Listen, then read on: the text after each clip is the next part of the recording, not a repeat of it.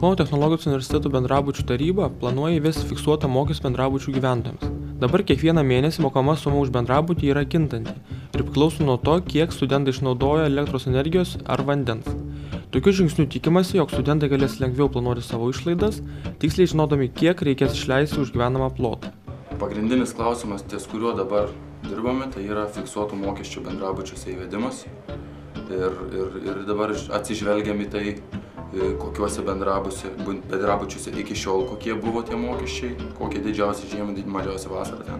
Imame vidurkį ir pagal tą vidurkį ten, pagal tam tikrus aspektus, skaičiuojam vyksta preliminarūs skaičiavimai ir tiesiog žiūrim, kokios tos bus sumos ir studentai galės planuoti savo išlaidas. Jie žinos, kiek kitam mėnesiui atsidėti pinigų, kiekvieną mėnesį jie žinos, kad už šitą mėnesį aš bendrabučiui turėsiu sumokėti šitiek. Nebus taip kaip dabar, kad yra taip, kad tu tiesiog būni kartais net šokiruotas, nustebintas, nes čia šaltesnis mėnuo, čia pakilo mokesčiai dar kas nors ir tave tiesiog suma ateinanti nustebina tą mėnesį. Bendrabučių taryba pradeda galvoti ir apie artėjančią barakijadą. Netikėto pasisekimo sulaukusios bendrabučių sporto žaidynės planuojamos ir šiems mokslo metams.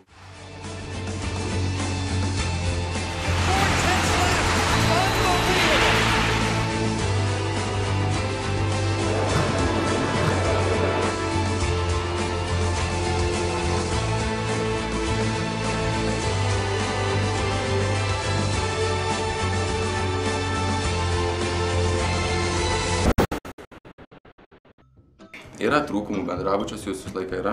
Ir kaip dabar yra vykdom nauja politika, tai tiesiog paimamas naujas bendrabutis, senas bendrabutis ir jį iš pagrindų renovuoja. Taip jau buvo sutvarkytas 4.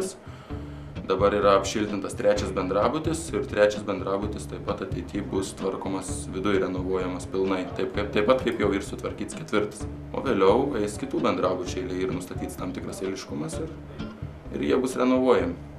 Kauno technologijos universitetas turi 11 bendrabučių, kuriuose kasmet gyvena apie 2800 studentų. Daugiau informacijos apie KTU bendrabučius galima rasti interneto svetainėje bendrabučiai.ktu.lt.